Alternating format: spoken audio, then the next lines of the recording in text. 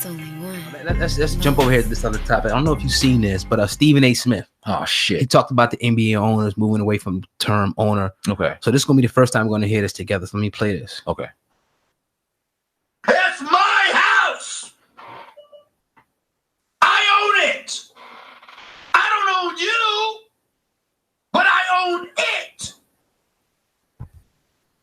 The idiocy in this politically correct world that we're living in, where we gotta literally have a discussion to the point where it becomes a media storyline. Oh my God! An owner says he owns his team. That's offensive to people. Y'all smoking crack. Something is wrong with you people. What the hell has this world come to?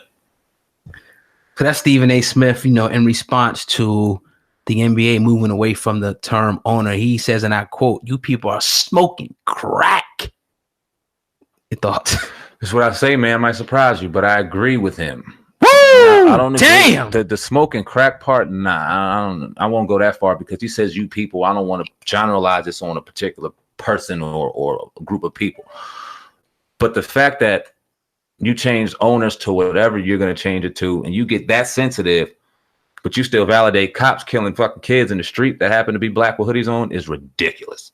If I own a team, that's my shit. I own it.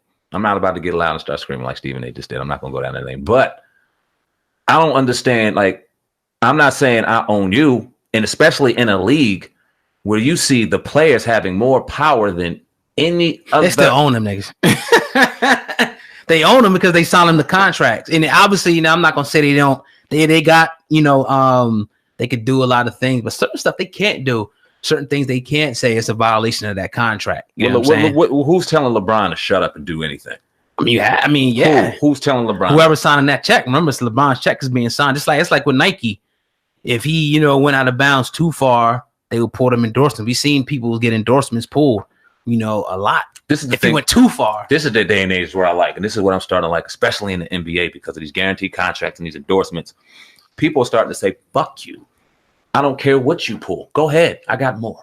You want to pull that? Go ahead. I got more. Go ahead. I got more." And people are starting to get a little more fearless when it comes to speaking on things that they are passionate about. I'm not saying that you got to go ahead and say the most ridiculous thing in the world because you have the power to, but I'm also saying that in day and ages where we watched one of the greatest NBA players of all time just say, "Look, what did he say about Nikes?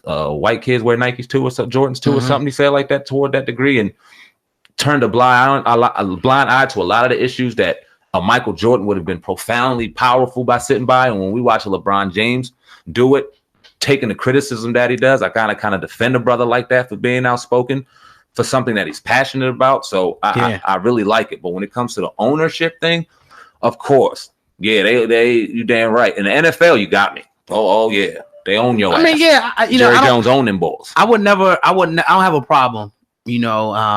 I think I see both sides, but I don't have a problem with them getting away from it.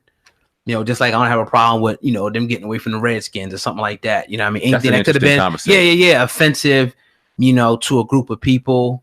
I mean, if that's what it is, it what it is. I mean, obviously it's a bigger problem that we should be addressing, but if they feel like that's something that they want to address, I don't think that, I'm open to all people's opinion on it. But for Stephen A. Smith to come out and say, "Look, well, you guys are smoking crack." First of all, Stephen, who are you talking about who are smoking crack? Because it will have to be black people. That's only people that would have a problem with the word owner. He said you people are smoking. That was wild. I didn't like that. Why are you saying you people? And that's the thing that as much respect as we got for Stephen A., those little things irk me so much because psychologically, what you're doing. You're speaking on behalf of the black voice.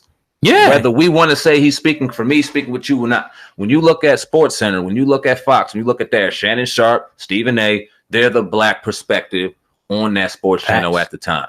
So when you hear him go when he seemingly goes black pro, and then he goes and does something wild like this, it really just doesn't look well. And Stephen A. knows that. So why would you go that loud, that crazy, and go? I agree with you with the ownership thing. It shouldn't be that much of a debate, but I will say this. I agree with you on this. If people care, get rid of it. My thing is, though, at what point do we lose respect for this guy? You know what I mean? Because we over this program, we have, talked about a lot of different instances with Stephen A.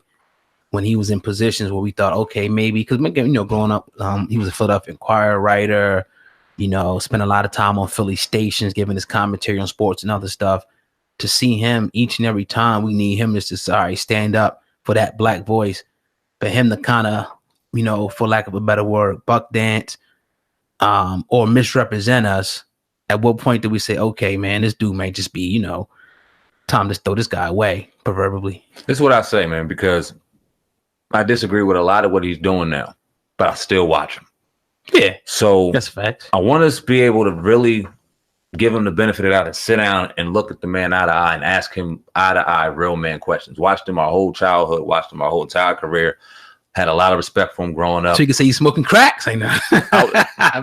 Would he say that to our face, though? Nah. And I'm not saying he's afraid to say anything or things like that for the Hollywood, but that's on First Take. If he came on this podcast or we came on a radio show or whatever the case, and we just had a conversation and we just said, look, certain instances seem as though you make it very, very obvious that you're kind of trying to point at a, you know what I mean? You're dancing a little bit, brother. What's going on?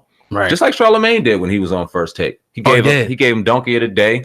He sat down to First Take. Stephen A. told him, why'd you give me Donkey of the Day? He said, well, sometimes I feel as though when it comes to black issues, you go extra and kind of just dogging black athletes, black entertainers, whatever the case may be. In certain instances where you don't do it white. He had the conversation. Stephen A. looked at him, man. It was a good conversation. It was a good build. Stephen A. said he was going to Breakfast Club. This was years ago when he seen Stephen A. on there.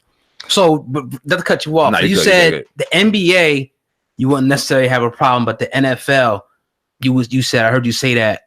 So would you say more, because when you talk about the owner, would you say that the NFL owners own the players, not just the team? Hell yeah. Damn. Yeah. Absolutely. Yeah. Absolutely. When you can give, and it goes, and it trickles down to even college. When you play football, there is no even question on who owns who in that sport.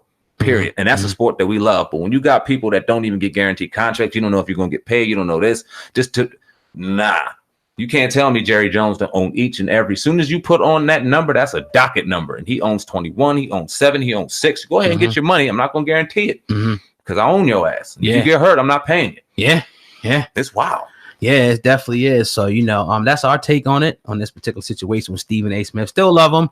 Obviously still want to listen to his commentary, what he has to say on sports. But I just think a lot of the times when it comes to, you know, topics that involve politics and real stuff, that he just goes way too far. And I guess maybe that's a part of his, you know, his whole little thing that he has there. But, you know, we just disagree with it. That's all. I love the passion. But when the passion seems like it starts getting forced and it's getting watered down, come on, man. Yeah, definitely. Don't lose the people who made you great and supported you through all of this. When you were outspoken and getting fired from certain things, little things, people just rocking with you.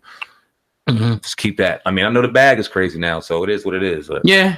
You gotta tap dance a little bit. We understand, man. Definitely. Maybe we don't understand, but you know, whatever. let's sit down and talk about it. Yeah, man. But you're tuned into the Hip Hop Uncensored, the most rawest, unpredictable, uncensored podcast out there right now. If you enjoyed this episode, do not forget to subscribe and give us a 5-star rating. Don't even do anything. It's only one.